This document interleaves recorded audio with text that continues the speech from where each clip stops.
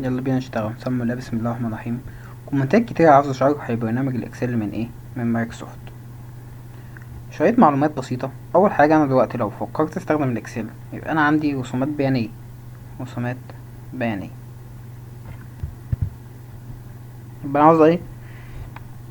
عاوز اطلع تقارير، عاوز اظبط الدنيا. عندي عاوز ايه؟ اجمع عمليات. يبقى انا ايه؟ محتاج اتوجه للاكسل. طب ازاي اوصل للاكسل؟ فانا متى نقوم باستخدام الاكسل؟ رسومات بيانية، تقدير، تقارير محاسبة، تمام، تنظيم البيان أو البيانات وسهولة الوصول للمعلومة، عمليات الحسابية، جمع، طرح، ضرب، قسمة، جداول. دلوقتي هتروح على الستارت منيو هنا كده، وهتلاقي موجود عندك هنا. طيب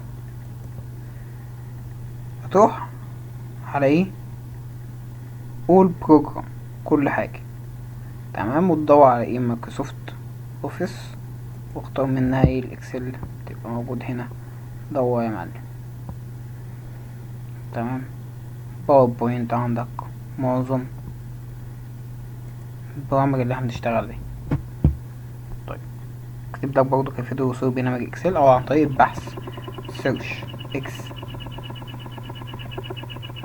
سي ال. الفيديوهات هتبقى صغيرة. طيب دلوقتي انا معنديش برنامج الاكسل، هل ضروري ان انا اعمل داونلود للحزمة كلها او المايكروسوفت اوفيس كامل علشان اشتغل، ولا في حلول تانية؟ في حلول تانية، عندي 3 حلول.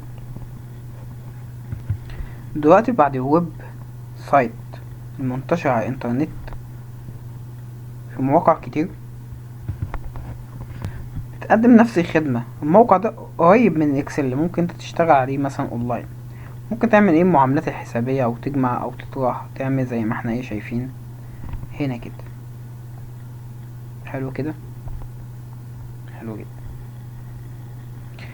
اول برنامج ده البديل الاول وافضل مقدم من جوجل. جوجل سبريد شيت.